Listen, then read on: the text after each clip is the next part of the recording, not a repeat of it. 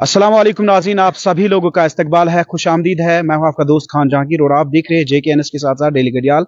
इस वक्त हम इलाके जंगीर के अंदर मौजूद है, डांगरपुरा तहसील के अंदर। और डांगरपुरा के अंदर एक स्कूल है जो 2014 से अपने बच्चों की खिदमत कर रहा है। हाईफील्ड साइंटिफिक स्कूल के नाम से मशहूर है। वही अगर हम इन बच्चों की बात करेंगे, यहाँ पर मेरे साथ 3 बच्चे मौजूद है, तालिब इल्म मौजूद है, जिन्होंने कल न कि इस स्कूल का नाम, न कि सोपोर का नाम, बल्कि जम्मू कश्मीर का नाम रोशन किया है। कल रात देर गए तकरीबन 10 बजे के आसपास जो ही 10वीं जमात के नताइज, इम्तिहानी नताइज सामने आए, तो उसी वक्त हाईफील्ड साइंटिफिक स्कूल के ये बच्चे जो है उन्होंने भी अपना नाम रोशन किया है। बहरहाल जानने की कोशिश करेंगे, इस इम्तिहान के हवाले से जानने की कोशिश करेंगे, इनकी जर्नी के हवाले से, जो उन्होंने आज कारकर्दगी दिखाई है, जो उन्होंने आज अपना लोहा मनवाया है। बहरहाल बात करते हैं बराह रास्त इन बच्चों के साथ ही जिन्होंने टॉप किया है 2025 के इस एग्जाम में। आपका नाम क्या है और आपकी स्कूलिंग कहाँ से हुई है और कितने मार्क्स आपने अचीव किए? जी, मेरा नाम अजीम अताउल्लाह है। I am from Dangarpura. I have got 491 out of 500. First of all, thankful to Almighty Allah and my beloved teachers, parents, especially Principal Sir and Chairman Sir, Mr. Shafi Sir and Altaf Sir, and how they treated us, especially their support and family support time to time, and how they managed to test us such from time to time, and their support, and how they cleared our confusions or doubts we have regarded our studies. So very very thankful to our teachers. आप अपना नाम बताइए, आप कहाँ से है और कब से आपने हाईफील्ड साइंटिफिक स्कूल के अंदर अपना एडमिशन लिया है? सर, मेरा नाम नाज़िम अकबर है। मैं हरदशवा से बिलोंग करता हूँ। मेरे जो 10th के मार्क्स रहे हैं वो 486 आउट ऑफ 500 आए हैं। मेरी बेसिकली जो मेरी बेसिक स्कूलिंग है वो इसी अहमद मेमोरियल हाईफील्ड साइंटिफिक स्कूल से हुई है। एंड जो कि ये स्कूल इन्होंने हमें बहुत अच्छे से फैकल्टी फैसिलिटीज प्रोवाइड की। पहला रिएक्शन क्या रहा जब आपका रिजल्ट सामने आया? पहला रिएक्शन सबसे पहले ये अनाउंस हुआ था कि आसपास 10 बजे के आसपास हमारा रिजल्ट डिक्लेयर होगा। एंड सभी लोग एक्साइटेड थे क्योंकि रिजल्ट आने वाला था। एंड मैंने जो ही रिजल्ट देखा मेरे 486 थे। Honestly I was expecting much more than it, but क्योंकि सम इश्यूज की वजह से मेरे उतने आए नहीं। बट फिर भी all praise to be almighty Allah के वो जो भी करता है वो बेटर के लिए होता है। मेरे जितने भी हैं वो बहुत अच्छे हैं मेरे लिए। एंड इसमें सबसे ज़्यादा जो मैं रोल अदा करता है वो मेरे पेरेंट्स, स्पेशली मेरे पेरेंट्स जो हमेशा मेरे साथ रहे हैं। उन्होंने हमेशा मेरा सपोर्ट किया है, चाहे जो भी मसला हो, जो भी हो, चाहे जो भी काम हो, वो हमेशा मेरे साथ रहे हैं। उसके बाद हमारा स्कूल, हमारे टीचर्स, हमारा प्रिंसिपल मिस्टर अल्ताफ सर, हमारे चेयरमैन मिस्टर शफी सर, जो हर किसी चीज़ को बोलने से पहले हमें अवेलेबल रखते थे। हमारी एजुकेशन को बहुत अच्छे से उन्होंने हमें प्रोवाइड किया। ना वो कभी एजुकेशन के साथ कंप्रोमाइज़ नहीं करते थे। ना कि हमें सिर्फ यहाँ पे ये बोला नहीं जाता है दैट कि मार्क्स अचीव करने, बस मार्क्स के लिए हमें यहाँ पे और डेवलपमेंट मिलती थी। How to learn, how to speak and how to gain knowledge. या मैं बहुत ज़्यादा शुक्रगुजार हूँ अपने पेरेंट्स का, अपने स्कूल का, अपने टीचर्स का, जिन्होंने हमें बहुत अच्छी ये जो नॉलेज है ये प्रोवाइड की। And thanks to all. बहरहाल यहाँ पर एक और साथी हमारे साथ मौजूद है, इनसे भी आप बात करने की कोशिश करेंगे। ये है, और क्या बताना चाहूंगी इस एग्जाम के हवाले से? मेरा नाम आतिफ अगुरवानी है। मेरे मार्क्स 463 आए और इसमें मेरे पेरेंट्स का बहुत ज़्यादा सपोर्ट रहा और इसके बाद मेरे टीचर्स का भी सपोर्ट रहा। बेसिकली मैंने अपनी सारी आप बताना चाहोगे जब कल आपका रिजल्ट सामने आया तो रिएक्शन क्या रहा आपका? जब मैंने अपना रिजल्ट देखा तो मैं बहुत ज़्यादा खुश हो गया। जितने मार्क्स आपने अचीव किए हैं, आपको लग रहा था एग्जाम मुकम्मल होने के बाद ये मार्क्स मैं अचीव कर सकूं? लग रहा था बेटा, आप अपना नाम बताइए, आप कहाँ से है और कितने मार्क्स आपने अचीव किए? जी, मेरा नाम रिजवान अहमद तंत्र है और मैं सर डांगरपुरा से हूँ और मैंने अपनी 3rd स्टैंडर्ड से अपनी स्टडीज़ जो है वो इसी स्कूल से हासिल की है और मेरे मार्क्स 440 है। जो ही मैंने रिजल्ट देखा I was expecting 470 but due to some issues, मेरे खुद अपने के पर्सनल इश्यूज थे कि मैं पढ़ नहीं पाया अच्छे से। लेकिन इस समय मेरे पेरेंट्स का, मेरे स्कूल का बहुत सपोर्ट रहा, इसलिए जो हमारे टीचर्स थे हर कोई चीज़ जो है अच्छे से क्लियर करते थे। अगर हमें कोई डाउट होता था, हम सेपरेट टाइम में टीचर्स के साथ जा सकते थे, उनके साथ डिस्कस कर सकते थे। मतलब हमें हर किसी एंगल से यहाँ पे जो है स्कूल में 100% टीचर्स ने अपने एफर्ट्स दिए। अगर हम आपके टीचर्स की बात करेंगे तो कैसा रिस्पांस टीचर्स का रहा? जी, हमारे टीचर्स का रिस्पांस बहुत अच्छा रहा, क्योंकि जो हमें अगर कहीं पे भी प्रॉब्लम होती थी, हमें अगर पर्सनली टीचर के पास जाना पड़ता था, हम पर्सनली भी जा सकते थे, वो हमें पर्सनली भी गाइड करते थे। हालांकि अगर कभी कुछ ऐसा डाउट होता है जो हम स्कूल में नहीं कर, हम कॉल पे भी डिस्कस कर सकते थे टीचर्स के। हमें अपने टीचर्स के साथ जो है वो टीचर्स ने हमें 100% सपोर्ट किया है। क्योंकि आज की डेट की अगर हम बात करेंगे, मैक्सिमम जो हमारे बच्चे हैं वो सोशल मीडिया के ऐप्स के साथ बिजी रहते हैं। ड्यूरिंग स्टडी आपकी जो स्टडी का सिस्टम या सिलसिला जारी था, तो कैसे आपने मैनेज किया और कैसे आज आपने इस गोल को अचीव किया है? इनिशियली जब मैं 10th स्टैंडर्ड में था, स्टार्टिंग में मैं भी सोशल मीडिया अच्छे से यूज़ करता था, लेकिन जब मुझे लगा कि एग्ज़ाम करीब आने लगा, फिर मैंने सोशल मीडिया को जो है पूरी तरह बंद किया। और अपने कभी कोई मतलब किसी टीचर की डिमांड करते थे, हमारी चॉइस से हमारे टीचर्स मिलते थे, जैसी फैकल्टी हम मांगे वैसी हमें प्रोवाइड की जाती थी। इनसे हम और एक सवाल जानने की कोशिश करेंगे। आप चूंकि Ahmad Memorial High Field Scientific School के अंदर ज़ेर तालीम थे और लगातार अगर हम स्कूल मैनेजमेंट बॉडी की बात करेंगे तो कैसा रिस्पांस टीचर्स का रहा है? क्या ज्वाइन आपने ट्यूशन पढ़ा या नहीं? जी, पहले तो हम बात करेंगे स्कूल स्टाफ की। मैनेजमेंट वेरी वेरी सपोर्टिव थी।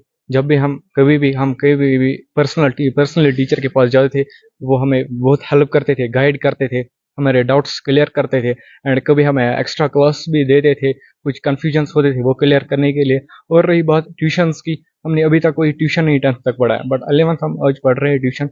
हाई फील्ड को ही क्यों चुना है आपने? इतनी सारी स्कूल्स हमारे इर्द गिर्द, अगर हम अपनी सोपोर डिवीजन की बात करेंगे। इसलिए यहाँ पर बहुत स्टाफ मैनेजमेंट बहुत एक्सपीरियंसड है, इंटेलिजेंट, वेरी गुड एक्सपीरियंसड भी है, बहुत अच्छे टीचर्स हैं, सपोर्टिव एंड ऑलराउंड डेवलपमेंट मिलता है यहाँ पर, जितना हमें ऑब्जर्व किया। That's why. अगर हम सोशल, आपने ऑफलाइन ही पूरा ये जो एग्जाम है, एग्जाम का मटेरियल आपने देखा है, पूरा ऑफलाइन ही पढ़ा? जी, पूरा ऑफलाइन ही पढ़ा है। बस कभी कुछ अगर डिफरेंस क्या है ऑफलाइन और ऑनलाइन एजुकेशन में? डिफरेंस ये है कि हमें कभी अगर कुछ पैटर्न हमें पता चला कुछ पेपर्स के रिलेटेड, तो हम सोशल मीडिया यूज करते हैं, लाइक पैटर्न ऑफ पेपर्स कैसे आते हैं, आगे आगे हमें कैसे पेपर्स आते हैं, नीट लाइक JEE भी कैसे पैटर्न आते हैं। आगे क्या प्लान है आपका? फ्यूचर में क्या प्लान है आपका? फ्यूचर में मैं सोच रहा था लाइक नीट ही करना, नीट एंट्रेंस। नीट ही क्यों? कुछ अपना ही ख्वाहिश है, विश। अच्छा, विश को पूरा कर जी।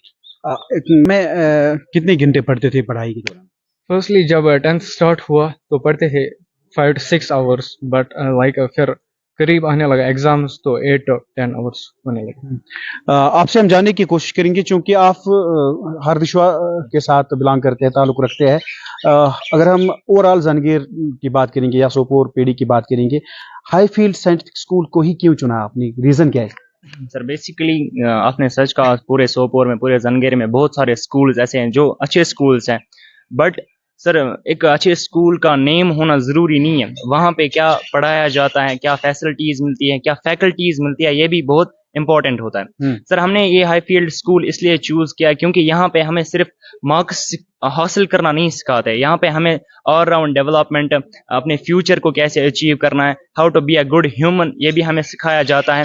एंड सबसे इम्पोर्टेंट चीज़, यहाँ पे टीचर्स बस टीचर्स से नहीं है, हमारे फ्रेंड्स भी हैं, गार्डियंस हैं, हमें अच्छे रास्ते की तरफ उन्होंने हमें रखा है। एंड दैट्स वाई हम इस स्कूल को बहुत ज़्यादा शुक्रगुजार हैं दैट इस कोई ऐसा मोमेंट रहा है आपके जहन में, आपके दिल में, जो आप कभी यहाँ से निकलने के बाद जो आपको कभी बोल नहीं पाएगा?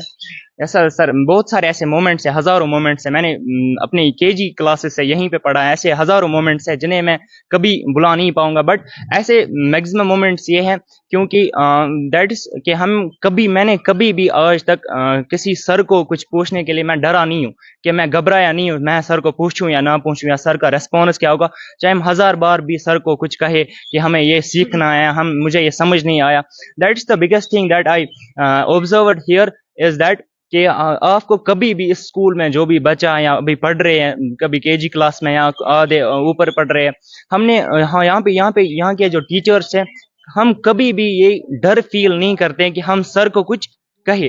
वो एक अच्छा चीज रहा है मेरे लिए, क्योंकि हम दूसरे स्कूल्स में, सेंटर्स में देखते हैं, वहाँ पे हम यूजुअली उतना कनेक्ट नहीं हो पाते हैं, और यहाँ के टीचर्स बहुत ज्यादा एक्सपीरियंसड है, वेल एजुकेटेड है, उनके पास बहुत सारी नॉलेज है जो हमें वो प्रोवाइड करते हैं हमारे फ्यूचर के लिए। आने वाले नाज़रीन बात कर रहे थे हाईफील्ड साइंटिफिक स्कूल के ये जो बच्चे थे जो जिन्होंने आज इस स्कूल का नाम, अपने वालिदीन का नाम, स्पेशली अपनी सोपोर पीडी का नाम रोशन किया है।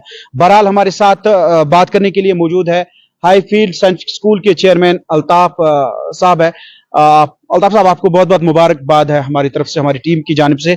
ये आज की तीसरा बैच आपके स्कूल का है और आज एक बार फिर उन्होंने अपना नाम, अपने स्कूल का नाम और अपने पेरेंट्स का नाम रोशन किया है। क्या कहेंगे इस हवाले से?